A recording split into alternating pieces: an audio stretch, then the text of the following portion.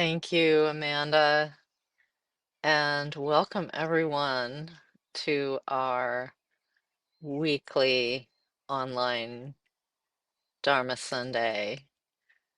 And for me, these Sundays are as much a chance to connect and co-meditate as they are about whatever the topic is. But we will be exploring a topic, the art of savoring.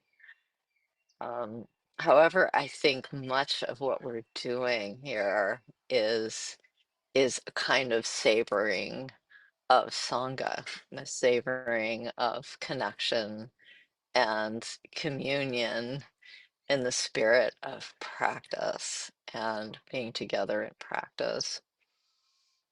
So I'm so happy to see all of your faces here, and I do want to begin with that by welcoming you and also with welcoming one another with our visual gaze and our heart. So if you would join me, if you'd like to join me, you're welcome to open into gallery view and just take a moment to open your heart to Sangha community being together in the space and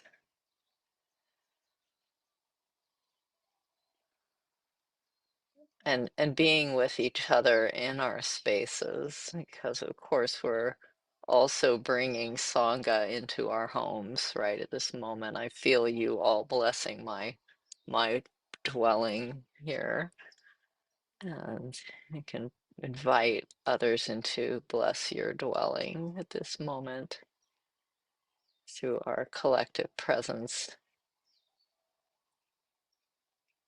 And this is a practice that in the Indian traditions is called darshan. Darshan means to see and to be seen. So just doing a little seeing and being seen.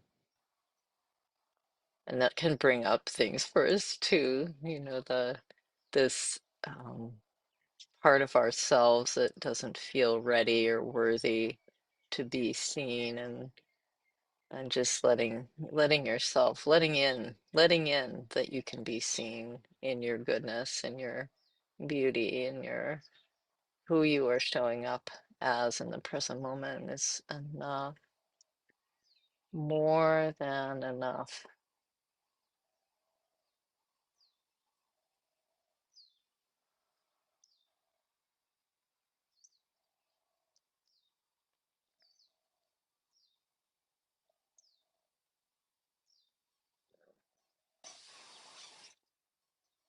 It's so good to see you all, so many friends, old and new, so many friends. It's so good to see you.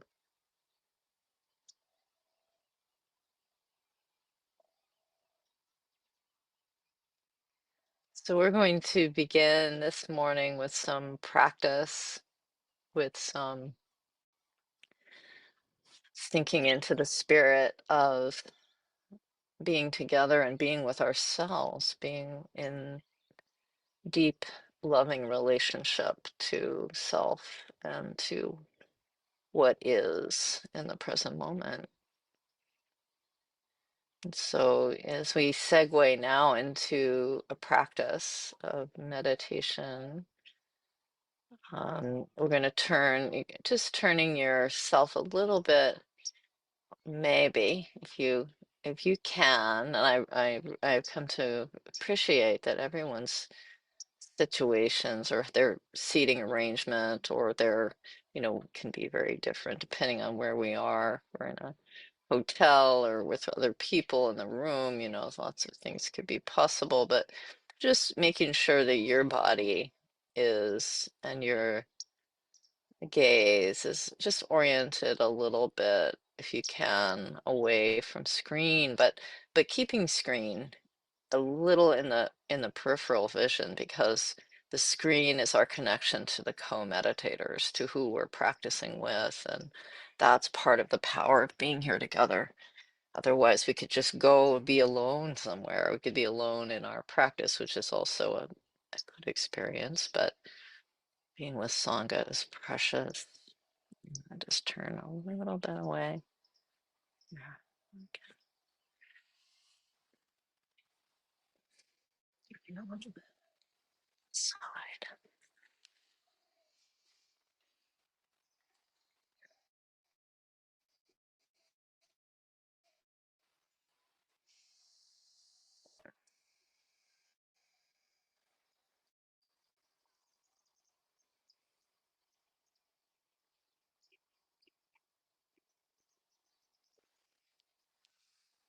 Wow, my leg is cramping. Yeah, so maybe your body's doing something. My body's cramping, my leg is cramping. So taking care of that, if that's there for you, whatever there is in your body that needs a little attention, care. It's always good in the beginning of practice to just pay attention, body. What's happening? What's working? What's not working? And just giving it some loving care.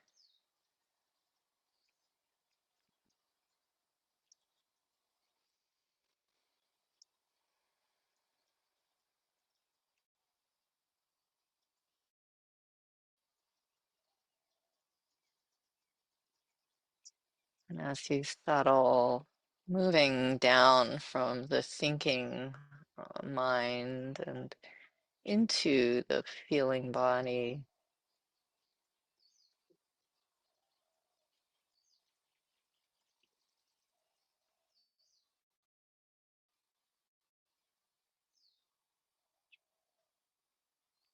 coming down to where your body meets the cushion or the chair.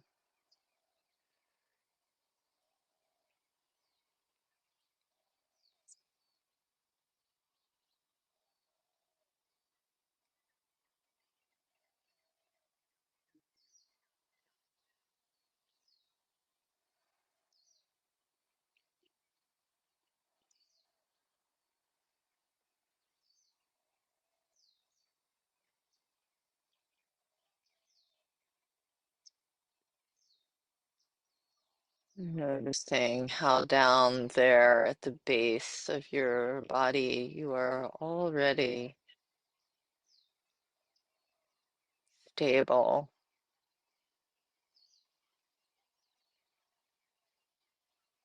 solid,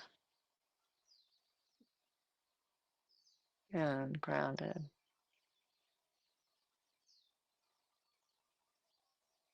That you always have this resource below you, this planet, this earth that is grounding you right here, right now.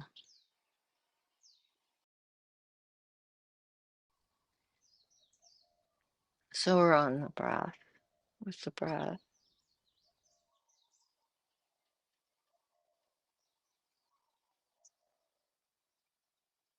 Mm, just staying with the inhale,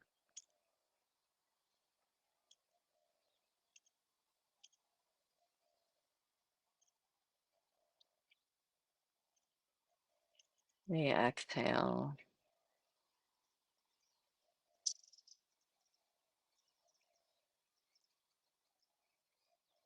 and space between.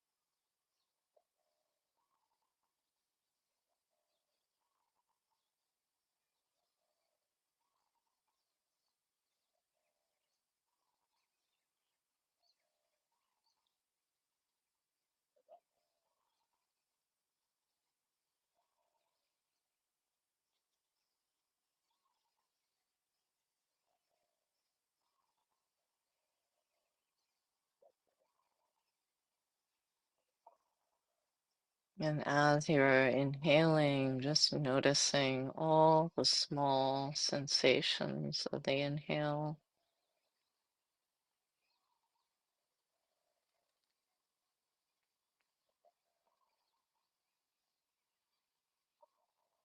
Feeling the warm breath of the exhale.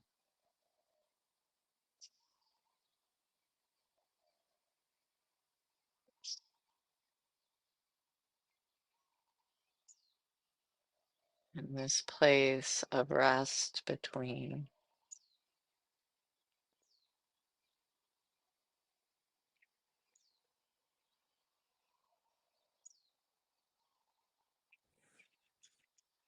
Savoring the micro sensations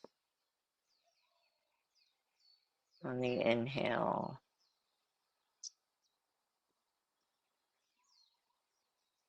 What you're feeling in the nostrils, in the lungs, in the chest as you breathe in.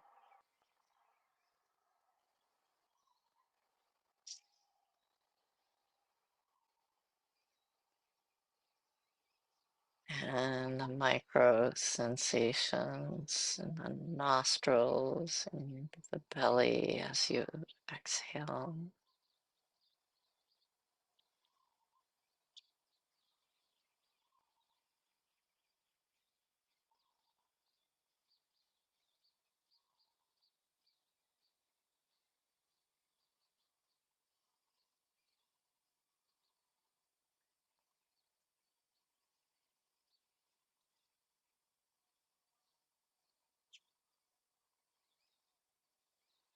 And resting in the space between.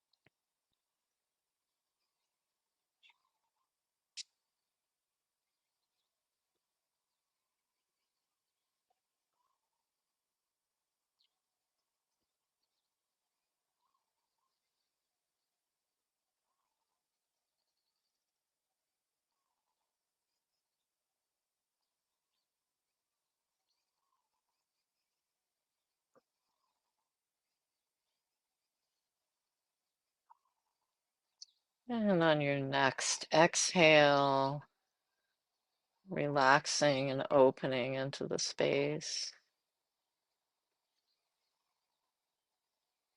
And relaxing some of the constraint, this more narrow focus on the breath, and opening out into the field of your whole sensory experience on the exhale.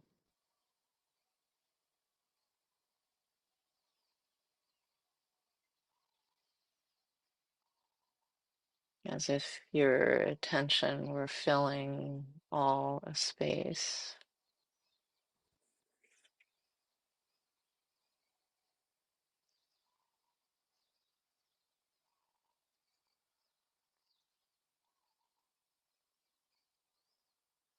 Aware of the body,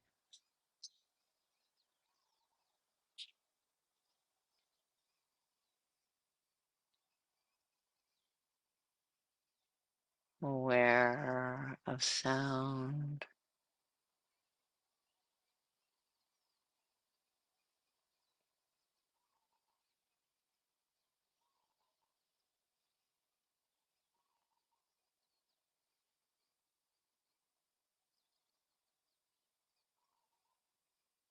opening to the feeling of the air on your skin,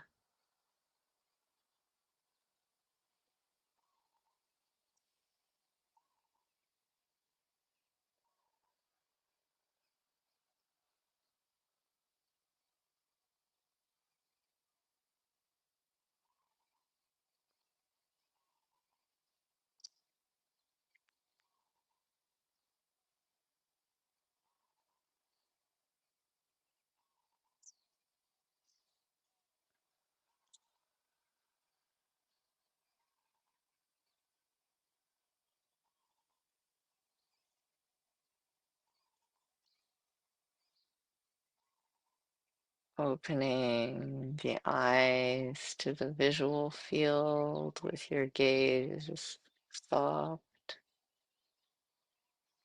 panoramic.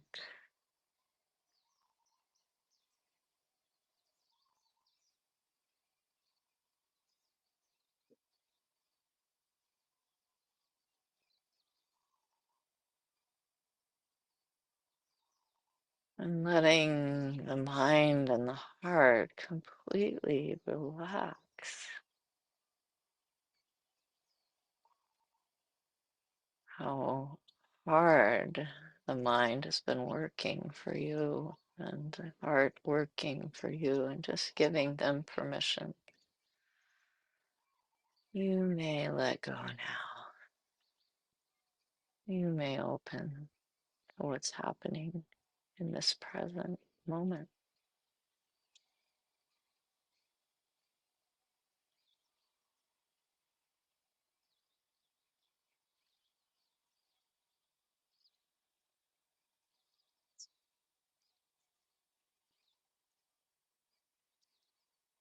Just as it is.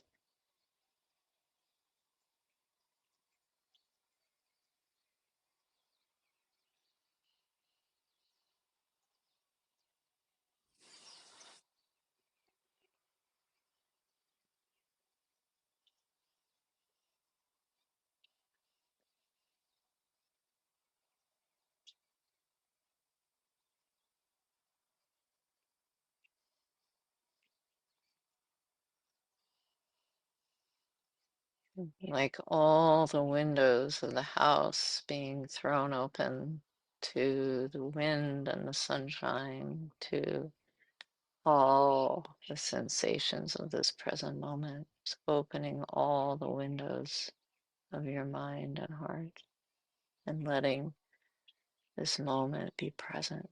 Come in.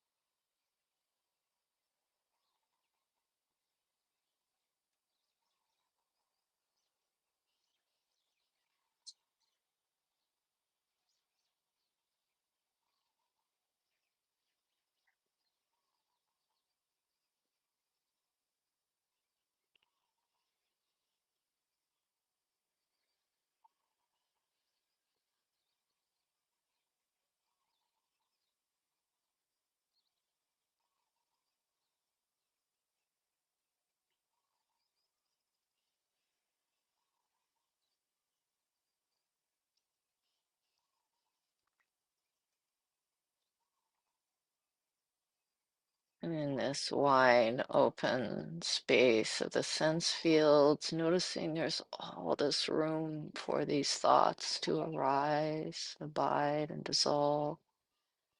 They're part of the sense field too.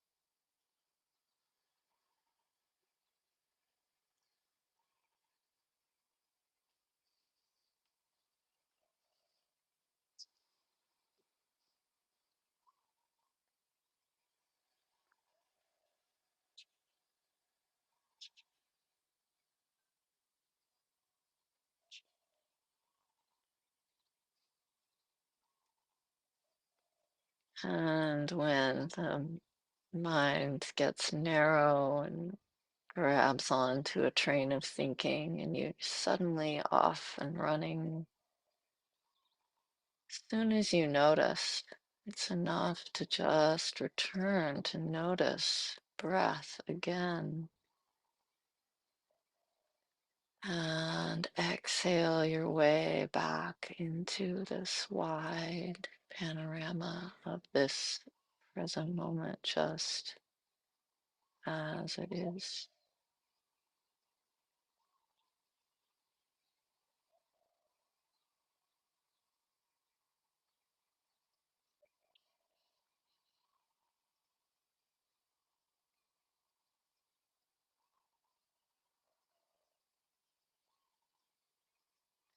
Savoring the now.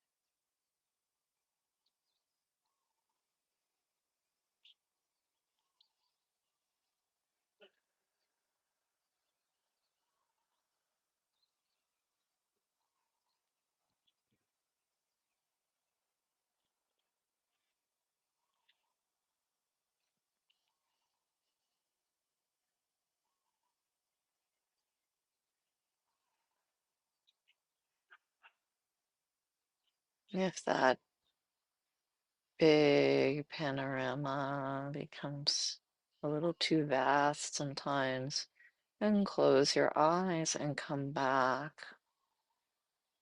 grounded body.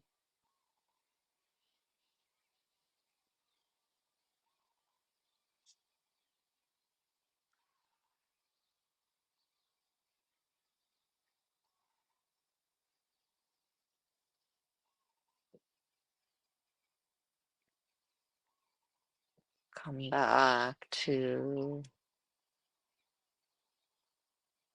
attention to the breath.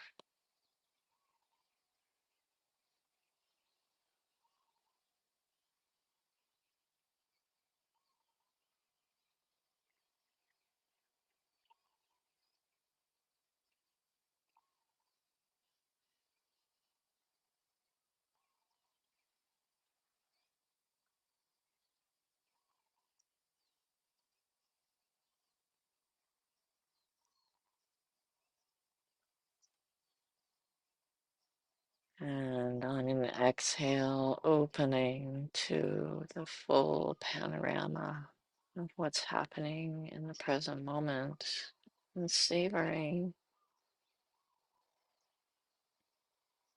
all of it.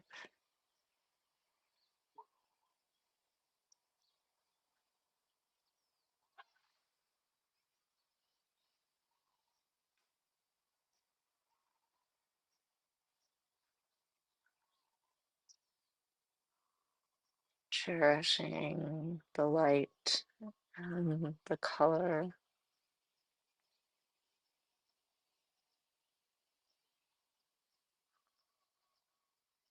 cherishing the body's sensations.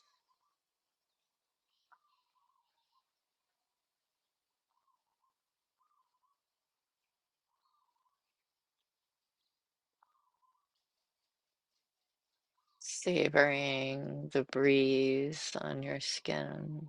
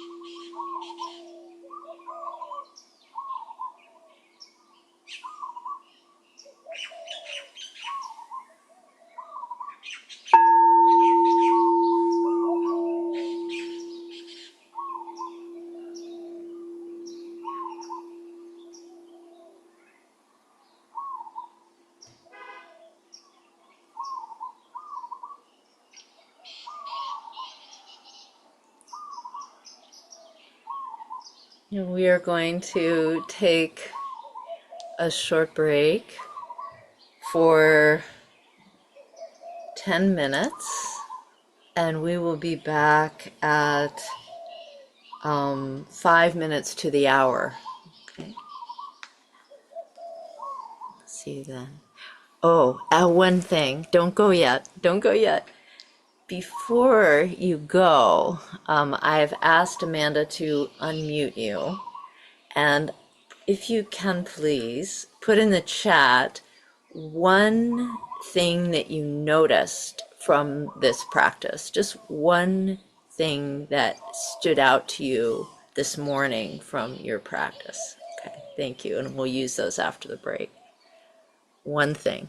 All right. See you soon.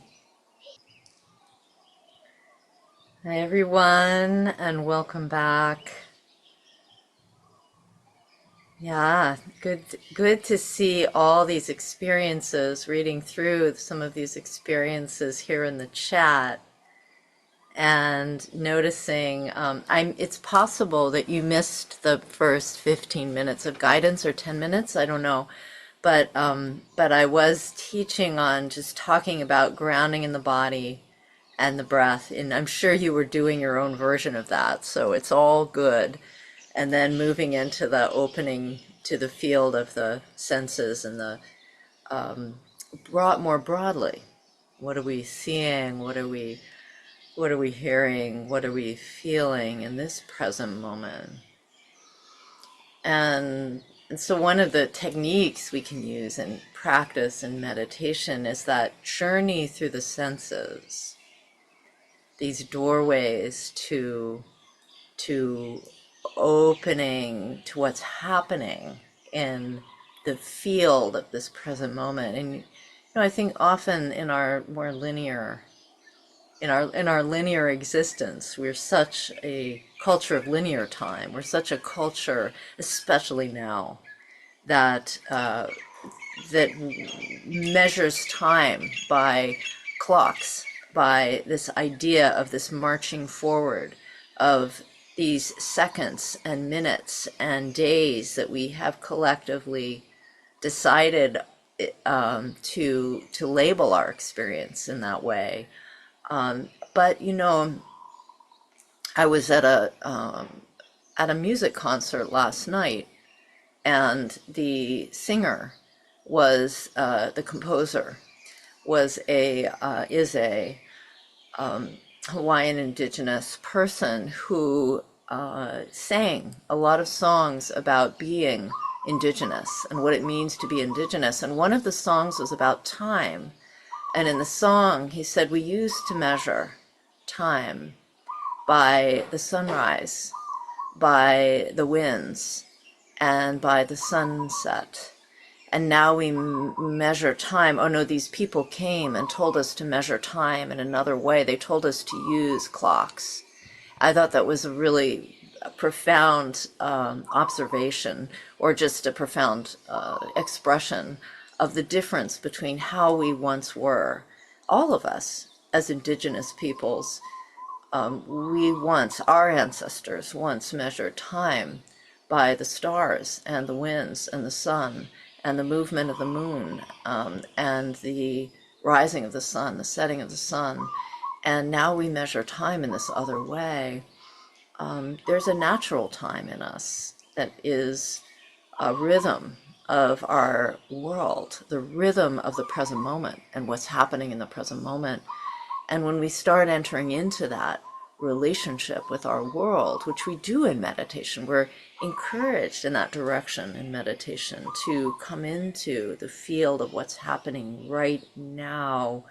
We discover another sense of time that is informed by presence and by being, settling into the here. So there's something about the pace of linear time, this sort of structure that we put on time, that makes the present seem like a unit, and that there's this other unit that is the past and this other unit that is the future. But when we're entering into relationship with what is happening in the present moment, when we're entering into relationship with perception, with the doorway of what we are seeing right now, what we are experiencing, what we're hearing right now, what we're sensing with our skin right now, what we're feeling in our heart right now, we are drawn into relationship with a vast field of experience that's not about the past and it's not about the future. It's about the now. And in that now, there is no time. There is just a field of constant unfolding, of a field of a fertile, dynamic display of what's happening. So I want to talk about that this morning, and I see actually in your comment, and encourage you to look at the chat, everybody, and see what's going on there, but how the noticing happens when we start entering into the sphere of when we're present. We start to notice things that we might not have noticed before. We might notice a bird song that we hadn't heard before. We might notice, oh, the way the light comes in the window and the way it slants through my window. And we begin to see things that we may have overlooked. The sensation of the inhale all day, we overlook our breath. So as we slow to presence, we start to notice more. And I see that um, in your comments here. And I also see, like connected to the birds, squirrel, trees, and sky, this opening up of connection. So the other thing that happens when we start paying attention to this present moment is that our attention, we realize that we are in relationship with everything around us, that there is this connection that we have with it that's just unacknowledged often in our day-to-day life. And, part of the reason it goes unacknowledged maybe is that we are scientists say that we are risk monitors. We are scientists say that we are paying attention to things in our environment that are safe and things in our environment that are unsafe or could be potentially unsafe and things that we don't have to worry about. So we are assessing risk all the time. We are assessing whether we're safe because we're animals, right? We're animals. So one of the things that happens when we're in meditation is we're beginning to relax the animal in us and give the animal permission to take a rest because the animal's working so hard to keep us safe. Our feelings are working hard to keep us safe. Our powers of observation are working hard. Our mind is working hard to keep us safe and protected. That's what animals do for one another and for themselves. And so, in a meditation context, we're encouraging the animal in us to know you are safe here right now, to reassure the animal so that we can really open into everything that's happening in a way that is, could say, uh, fully available. We're becoming fully available to the present moment. We're becoming available to everything in our present moment, and we're making our attention available. So our attention is no longer funneled into keep safe, keep the animal safe. Our attention is opening into this wide world is available to me right now, and it is showing me everything. It's showing me, it's teaching me. So we're changing, kind of shifting in our nervous system, and we're shifting in our way of being to becoming available to what's happening in a way that is open and curious. I saw the word curious in here too a few times um, in the comments. And I noticed awareness of the body, what's happening in the body. So in our field of experience, there's the entire universe of what's happening in the body in the present moment. And then there's also the universe of everything that seems to be happening out there, the experience of our panorama of the senses, our experience of sound, our experience of what we're seeing, and so forth. And I also noticed this rhythm that I see in the comments of this closing the eyes and going within, and then opening the eyes and spreading the awareness out. And that's a very skillful, you could see a skillful pulse, a skillful rhythm of what's happening when we're practicing meditation is we are extending the awareness out, and then sometimes it gets to be too much or we get kind of discombobulated. We're unable to hold the diffuse awareness, and we need to narrow down and focus down to one sense or to a smaller field for a while, and then we can open up into the larger field. Beautiful, beautiful comments. Thank you so much. So, savoring, I want to begin with a story. Um, Amanda, I'm not sure what's happening on your end, but things are going back and forth between I'm pinned or I'm not pinned. I don't know what's happening, but on my screen, things are shifting a little bit. Just want to mention it to you because I don't know if other people's screens are staying steady or with the no. Okay. So the if you could go up and press speaker view, and Amanda, I think will be pinning me there, I guess. And make Yeah, sure that everyone's muted. Mhm. I keep trying to spotlight you and it keeps taking the spotlight off. But I have it on Okay, speaker view for the recording. okay, all right. Yeah. I think maybe mute yourself, Amanda. I don't know, because you're coming up. on my screen, on and off. Oh, that's great. Thank you. Thank you. All right. So just a little bit, a story. I want to start with that from my early life. You know, just thinking about, I want to, this is like a little bit of history. Um, I was thinking before this teaching about like how did savoring as a practice for me begin? How did I start to understand, say, the difference between mindfulness and savoring? And right now, I have such a devotion to this word, savoring. And I was thinking about, okay, where did that begin? What are the seeds of that in my own life? And I was remembering back to being, you know, back when I was a young woman, um, in college, I made this decision in my senior year to move into a monastery.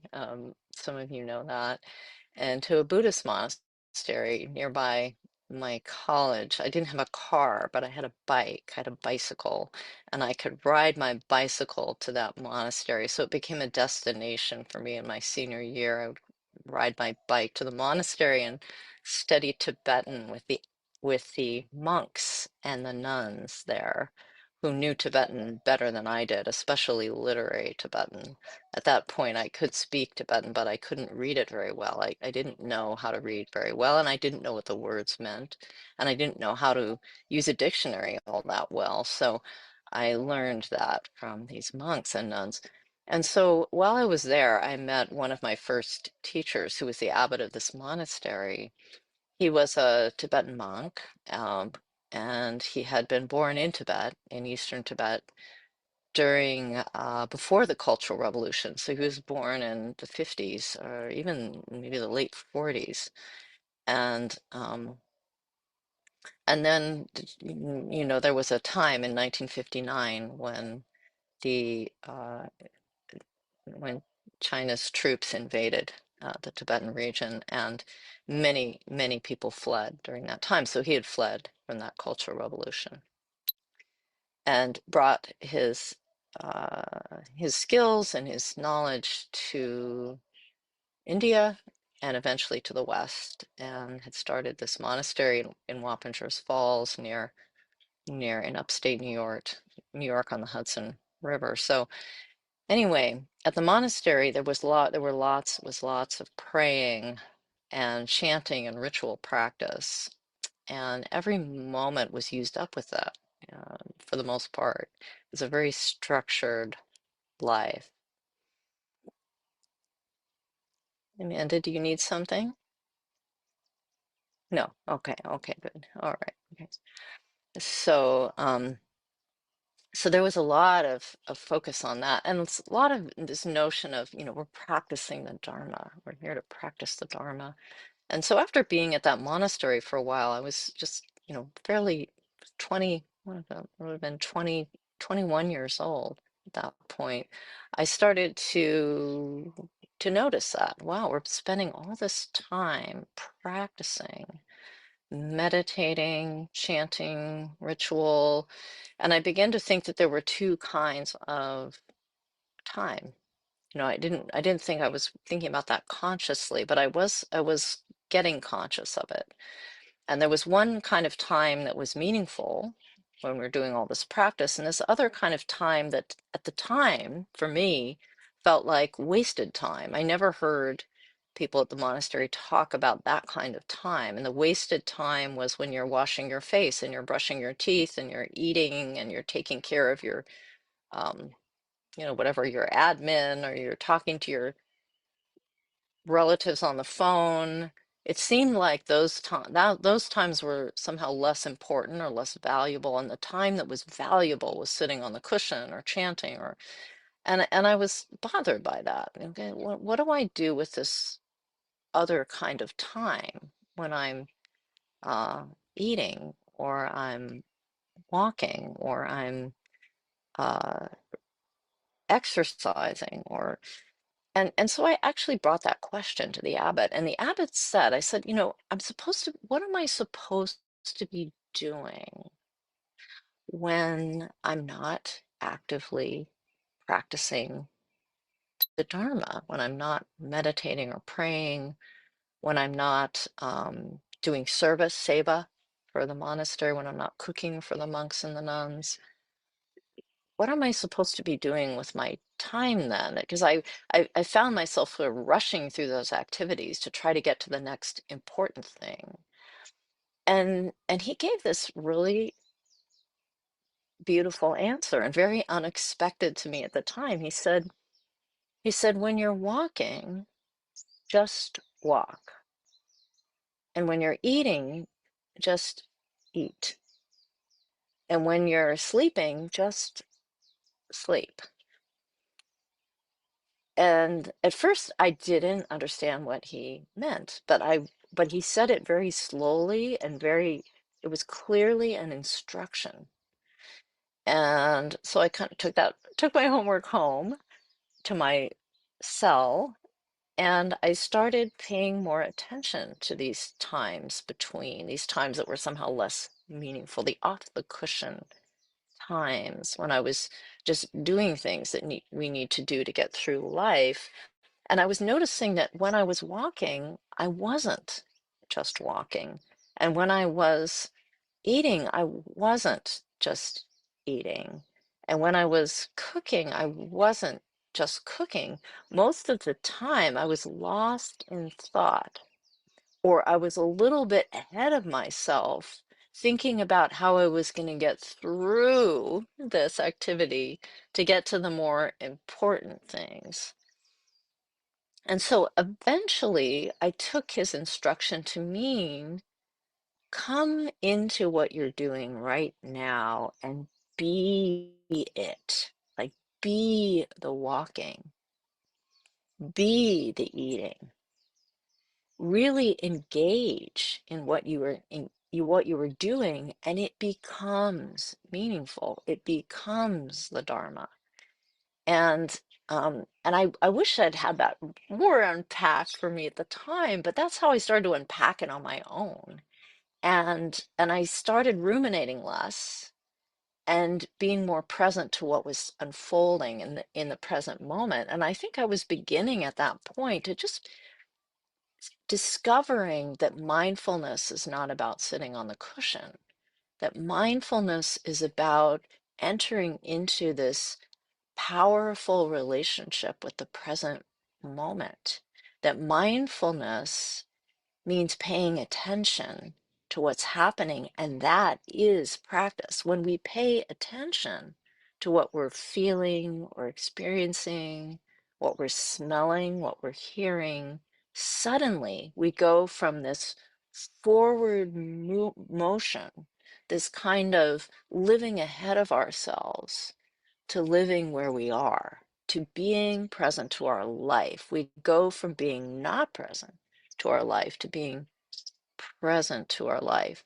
And within that being present to our life, there's all this possibility. There's a whole universe in the present that we haven't fully engaged with, we haven't fully seen or come to know, including the universe of the knower, of the one who is experiencing, which is a deep and powerful universe, the universe of this um, organism and this consciousness. So I was starting to discover that in that moment in the monastery, and that has always stayed with me as a kind of anchor for how am I doing in my practice, kind of litmus test. And the question becomes, how am I doing in my practice? How present am I? And or how enmeshed am I? Right? And so the path becomes this noticing of how we're not present, how I'm not present, and then coming back again to what is happening. How am I not paying attention? Or how am I paying attention to certain dimensions of this moment and not paying attention to others? And what's the payoff? If I'm paying attention, a lot of attention, if I'm pouring attention into a story that I have that may or may not be true, most of them are not so true, a story that I have, and I'm not paying attention to what's happening in the present moment, there is a cost to that, like reinforcing the cycle of the story. And that could be a story about, how we've been wronged, or a story about how things aren't perfect for us, or whatever the story is. We can recalibrate and return to what's happening right now. Whoa, what's happening right now is very much not connected to the story. So I was beginning to discover mindfulness. And what is mindfulness? And what is the difference between mindfulness and what I'm going to talk about here is savoring? Because at that point, I don't think I'd fully connected yet to savoring. So understanding what mindfulness was, but not savoring. And mindfulness, which is in the Sanskrit is smriti, means um, actually it means to remember.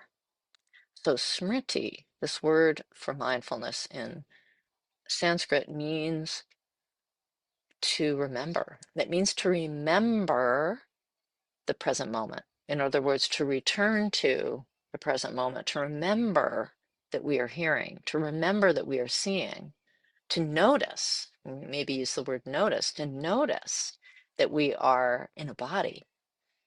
Mindfulness, although it literally means memory or to remember, more figuratively, how the Buddha used it was as a word for paying attention, a word for becoming more present to what is in the present moment, paying attention. And um, when I say becoming more present, it means coming into this time and place. So there's a relationship to place, that I am not somewhere else, but I'm actually here. And it's a relationship to time. I'm not in the past and I'm not in the future. I'm actually present in the now. So in the here and also in the now. And presence has something to do with focus too, with this ability that we develop in mindfulness to pull ourselves away from distraction.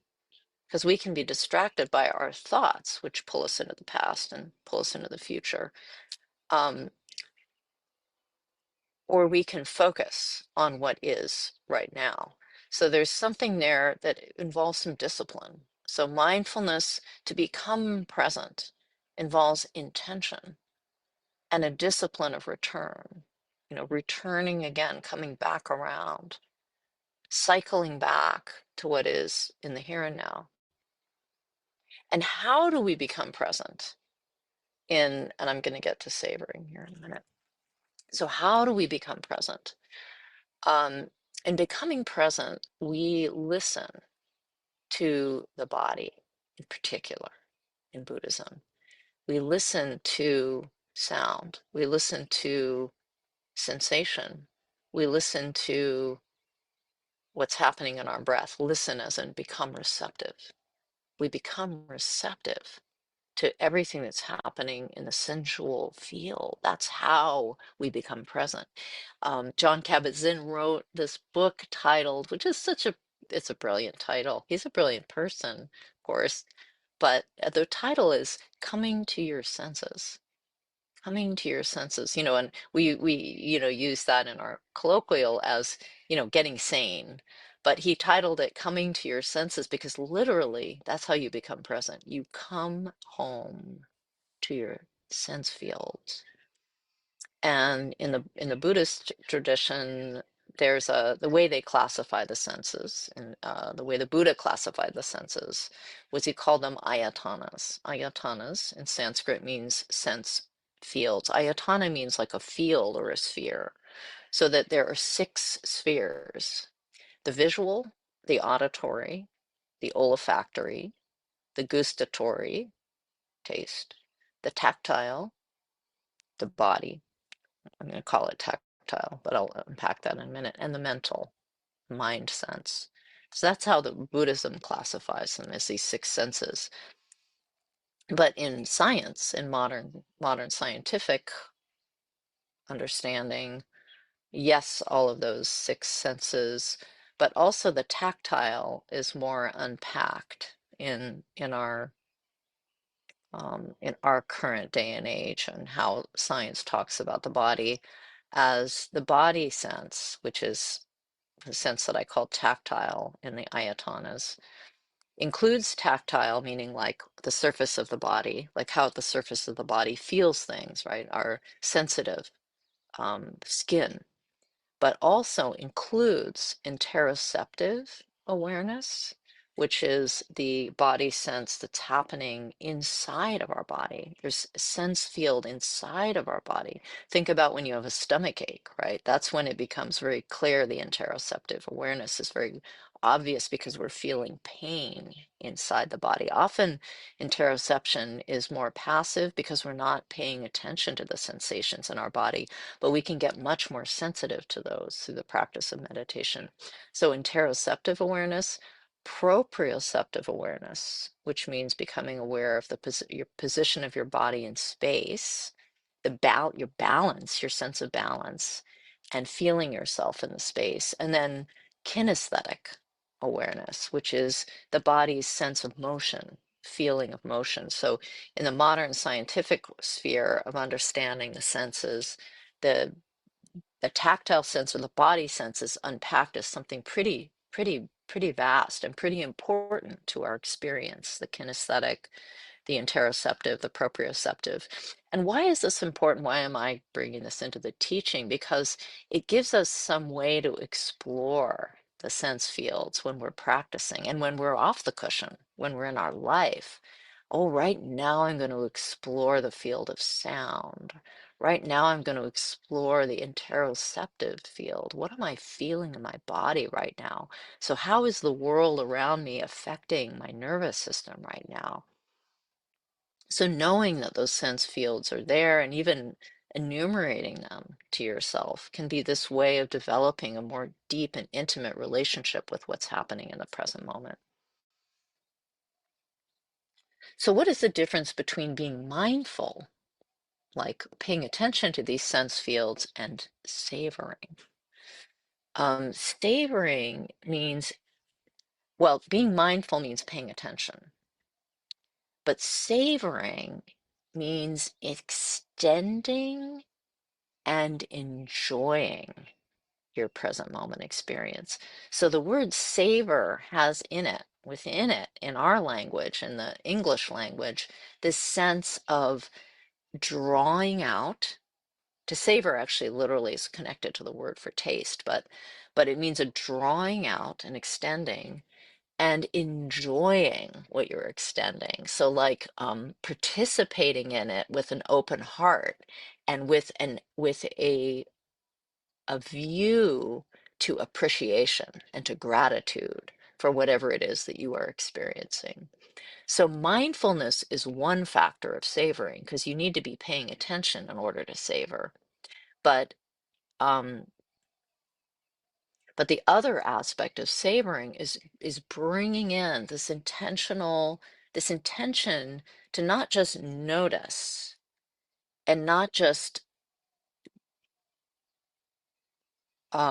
engage. Say I'm looking at a tree, I'm noticing the tree, I'm engaging with that sense experience, I'm pouring some energy into that, I'm narrowing down from the broader field, and I'm going into the tree, going into this world of the tree that's coming through my visual sense. But I can also maybe smell the tree, or if I was closer I could touch the tree. But I've got this relationship to the present moment and what's happening in the present moment. But now I'm going to start savoring. So I'm going to extend my attention. I'm going to actually go into, so here are some of the steps of savoring, this art of savoring. I'm going to slow down. That's one. And I've come up with 8 for what it means to savor. First, we have to slow down. right? Because we're not going to be able to pay attention and sustain something unless we've slowed down. So slowing down. Second, pay attention to what is happening in the larger experiential field. Slow down, what's happening? So that's a broad awareness, that's a broad attention. And then choose a dimension of your experience, 3. So a single sense. What am I hearing right now? Third step in the art of savoring. What am I seeing right now? What am I feeling right now? So take a sense, pick a sense, and choose that as where you're going to be dwelling. Fourth, dive into the sense experience. And I really like this image in my own sense of how I connect to this art of diving, diving. I don't know about you if you know how to dive. I've always been afraid of diving. I spent my life afraid of diving.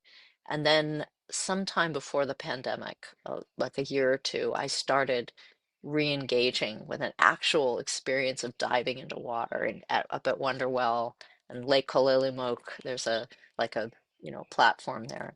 But that's the sense, right? There's a certain visceral sense you have when you dive of total commitment. You have to be committed if you're going to dive. You commit to the water. Make sure it's deep water, right, when you commit.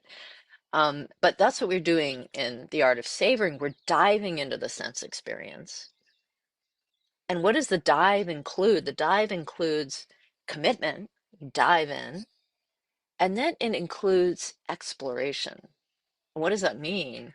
We're exploring the micro details of what the experience is like. So not just, okay, now I'm paying attention to the breath, but what micro sensations are you experiencing right now? Like, for example, when we inhale, there's this cool tingling feeling in my nostrils when I inhale. This awakening, this enlivening of the inside of my nostrils. Can you feel that when you breathe in?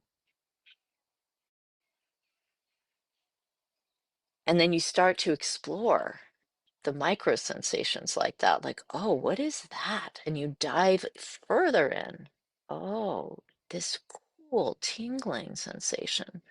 So this is the difference between watching your breath and saturating the breath with your attention. And so exploring those micro sensations is part of the dive. So that's the fourth step in the art of savoring. The fifth step, enjoy that sense experience. So not just noticing in kind of a cold and clinical way, but opening your heart to the experience and thinking about the heart, kind of putting your attention in the heart and then opening up to the experience can be a powerful way to engage, say, with the breath. I'm going to pay attention from my heart, which means, oh, I'm going to appreciate the breath. I'm going to notice that when I exhale, my nervous system relaxes. And that's literally true, right? There's a strong relationship between the exhale and our parasympathetic nervous system, which means the part of our nervous system that's down regulating. So on the exhale, your nervous system actually relaxes. So beginning to notice the appreciation for that. Oh, this is great. This exhale. Oof, this just clears me out. And take joy in the uniqueness and the novelty of that exhale. Enjoy, but take joy in the novelty of it, in the momentary uniqueness of this exhale. Not like, oh, but I've exhaled 100 times before. No, there's only this exhale right now. Wow. So just this sense of enjoying exhale, enjoying inhale, enjoying the feeling in the air on your skin. So that's fifth. Sixth, guard against analyzing and going down conceptual trains of thinking. So the aspect of discipline in savoring is you have to keep choosing again and again to savor and to not be in your head with your experience. So to give an example of being in your head, you are experiencing the tingling of the air on your skin, and then you start analyzing, well, I wonder if that's my arm hair, and then maybe there's an air conditioner going. I wonder where that wind's coming from. So then we're getting into our head, right? We're starting to figure out, trying to figure out the sensation and trying to understand the sensation instead of just savoring the sensation. There's a difference between those. So to savor, we have to guard against being up in the head and going down our ways we analyze our experience. And then seventh step of savoring, extend your attention with intention. So extend means I'm not just going to jump from this pleasurable moment, from enjoying this sense experience to the next one. Oh, this is boring now. I'm going to go to the next one. Because we have a very strong habit of that. We have to recognize that habit. So notice that habit of wanting to move on to the next experience, to move on to the next thing. And instead, this of engaging this relentless forward-leaning stance in our habit pattern, we lean back and use our exhale particularly to come present again. The exhale's a powerful help for extending. So for example, I'm paying attention to this palm tree and I'm starting to feel the forward leaning.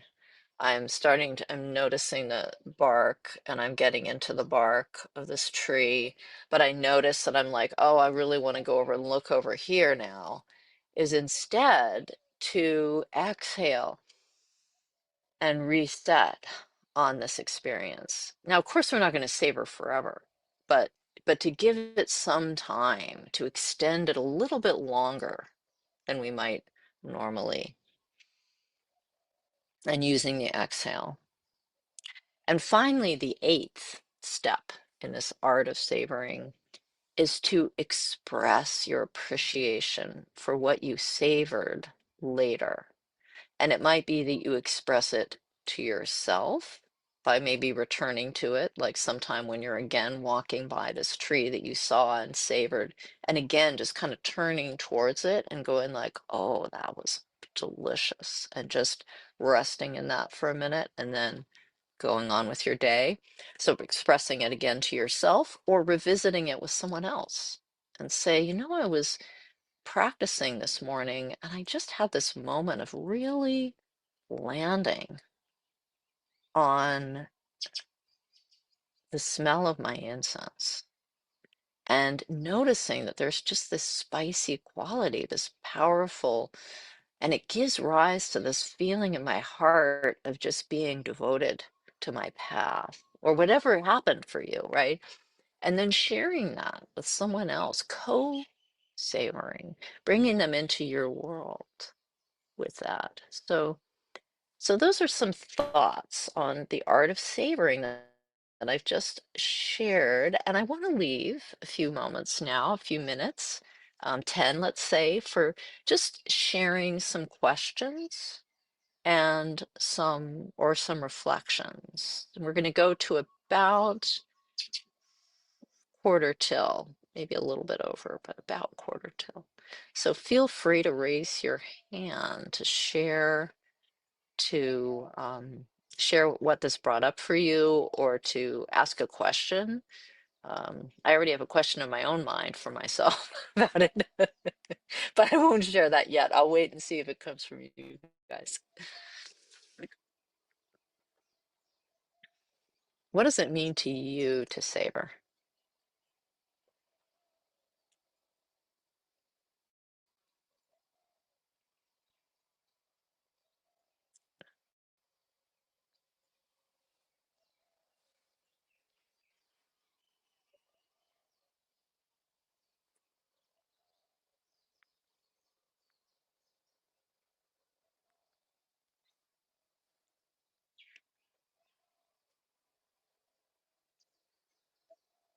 Any questions, reflections?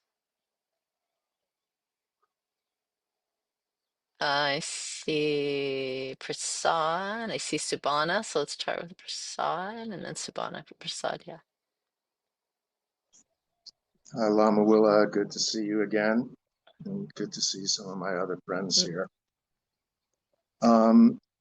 When you started talking about it, um, and His Holiness the Galwang Drukpa talks about this a lot. He says, we should just appreciate, we should appreciate everything. And um, when you were talking about savoring, what just came up in my mind is appreciation. And, for me, it's really appreciating how I feel, however it is that I do feel. So, that's what it was for me. mm. Thank you. Thanks, Prasad. Nice to see you. Yeah, You're appreciating. welcome. Yeah. Gratitude. Gratitude for our life. Yeah. So that's one of the benefits of savoring. Oh, there's so many. But that's one. We can maybe bring up why would we do this? Why is it important? That's one reason. Gratitude. All right, Subhana, you were raising your hand, but I think you're having trouble with the hand raise function there. But you want to jump in here before Dot? Um, you took the words out of my mouth. It's gratitude. Um, and I think the older I get and the more I really notice what's around me, then um, I just feel more joy. Um, I'm uh, I'm 80 now, believe it or not, Lama Willa. And I look out my window, and when we were doing this meditation, I have two goats down below me and they were budding horns. And it just the joy that comes with all of this, with that deep seeing or deep feeling. I just it's really truly wonderful. So thank you. Thank Thank you you, for Subhana. the Yeah, depth and the details of those 8 steps. So yeah. thank you.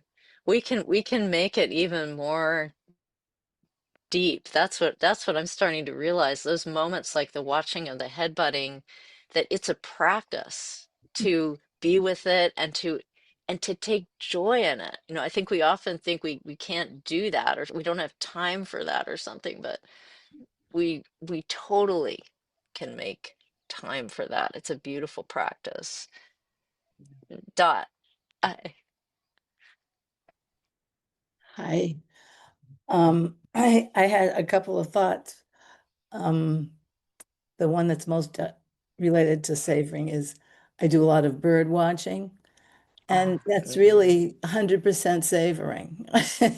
You have a group of people, and you all want to savor the same thing, and you see something, Oh, and you talk about the colors and markings and how wonderful it is, and you share your knowledge with other people. So I love that word. That's why I love birding because it's 100% savoring. oh. Uh, the other thing I was thinking about, just because you talked about being afraid of diving, when I was in like junior high, high school, I was like on the swimming diving team. We had a pool out in our backyard, and I was just thinking, well, two thoughts. One, somebody caught a picture of me doing a perfect dive, and I savor that. But what I mean by that is when my feet entered the water, there was not even a splash, which means my body was perfectly aligned. Mm, And it felt so mm, good. And I mm, knew, when I was up there that if how it was going to come out in the end to some extent, I could feel if I was doing it right. But I oh, was thinking about right before I dove, you're at the back of the diving board, and there's no way I could hurry it or slow it or decide anything. I just had to stand there and wait till my body decided to start moving. Mm, mm. And I just was, I don't know, I was just appreciative of that I could, um, well, just do something without deciding, without even, I wasn't Mm. using my mind. It was something else told me when to start, and that determined whether I was going to have a good dive or not. So that's not exactly savoring, but I sort of am savoring it right now. Ah. No, that's awesome. And it's the power of practice, right? Oh, You yeah, do a dive again and again and again, and then your mind gets exactly. out of the way. And That's now your right. body's going to do it. And that's Right. how meditation is. It's very relevant to what we're talking about.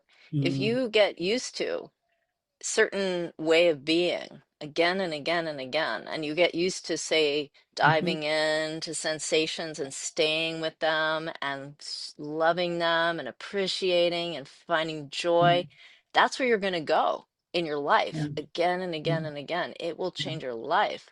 Meditation, just like the diving thing, becomes Mhm, automatic instead of a right. plan. I'm going to plan to meditate. You can just trust your body and your mind and your attention, your smriti, your Mm, mindfulness will just remember what to do and it just does it. It's great, great yeah. analogy for that too. Excellent Oh, advice for me. Thank you. thank you. And I see Lisa there and Nancy, and we're going to take those two and then we're going to wrap up after that. Lisa, hi. Hi there. I love this conversation. An awareness that I'm having about savoring just in this last day or so um, is how the intentionality of, opening to savoring is taking things that before were like a task. Like you were talking earlier, I just want to get through this. I need to do this. Oh, like I made some dough, I should bake this bread. But now I'm feeling like, ooh, it's like I'm feeling much more of that interconnectedness or that the relationship between um, I don't know who harvested that wheat. I don't know who packaged it. I don't know, it's not actually not wheat because I'm gluten free. But this idea that there's the savoring is helping me. It's really bringing me into this feeling of awe in some ways. I'm noticing that in a few ways. So there's that. I guess maybe that was the joy that Subhana was talking about. But it's very expansive. It seems like I'm narrowing, but it's very expansive. Very expansive, very world opening, mind Mm, opening, heart opening. Ah, that's awesome.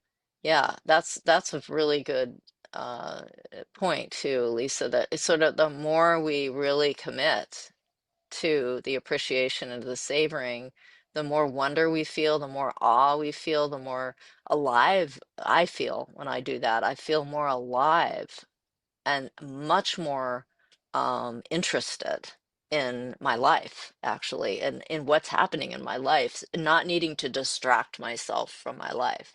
No, I don't need to distract myself. What a life that we get to savor these things, these small moments, and that becomes sufficient. Yeah, awesome. Nancy.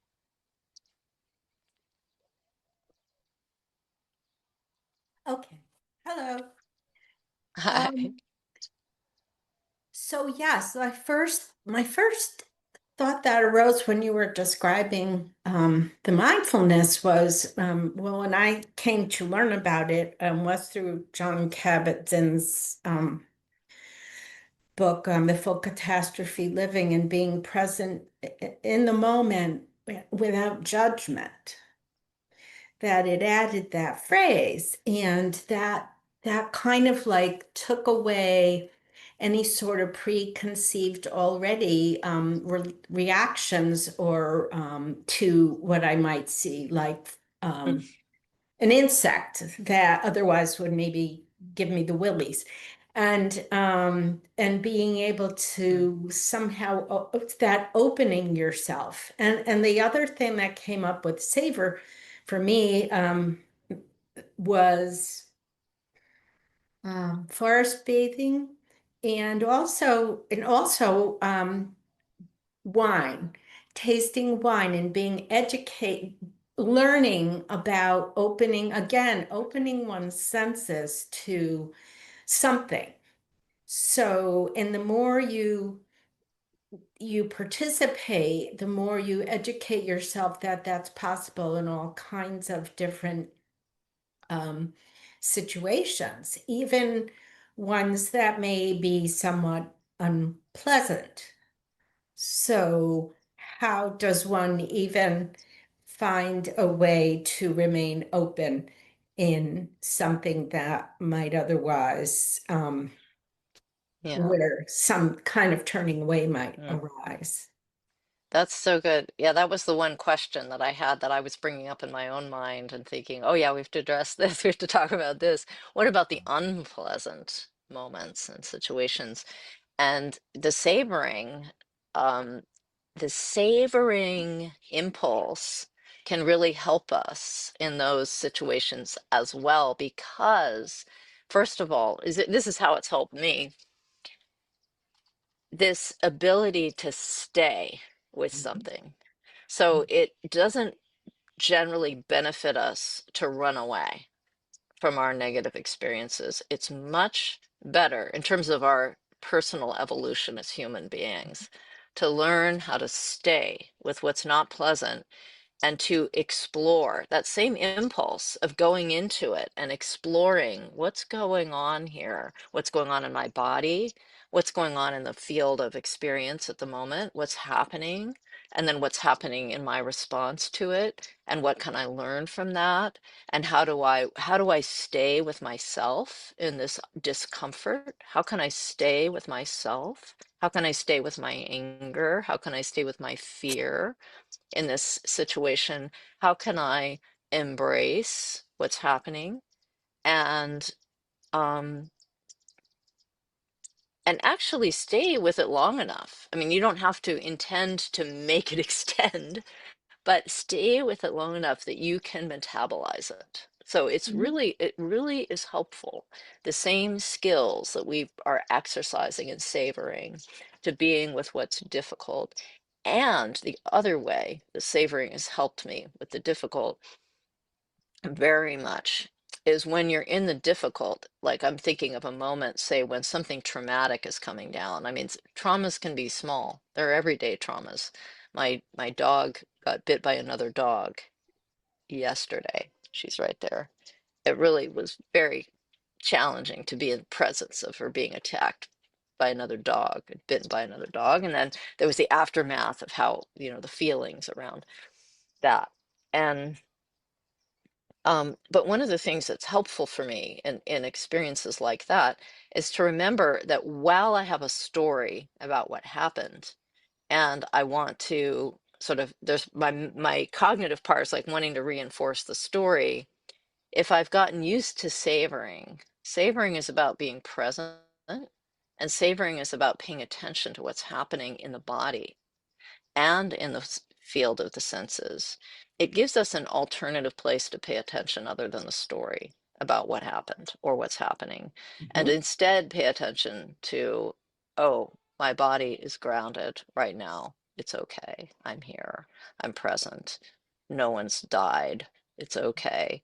This is the truth of what's really happening, as opposed to all my spinning stories. And then also just I can take refuge in some part of that sense field that helps me relax. Like I can take refuge.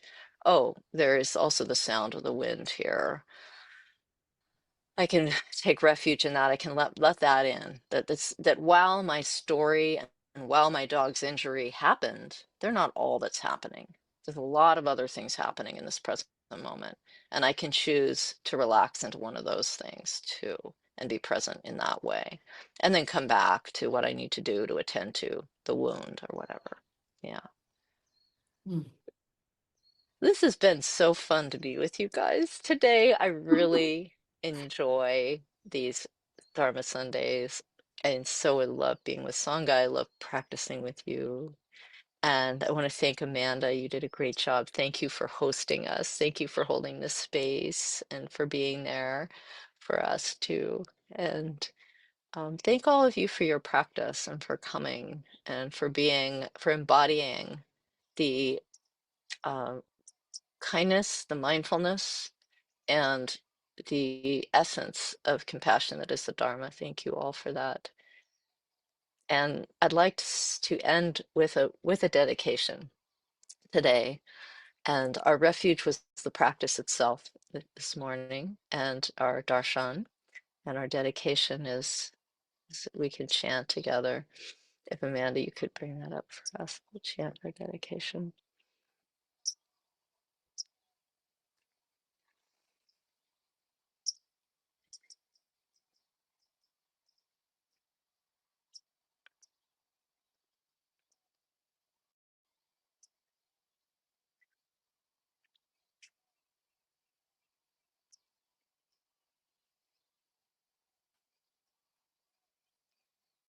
Shangchu Semcho Rinpoche Machi Panam Chijo Chi Je Panya Pane Pa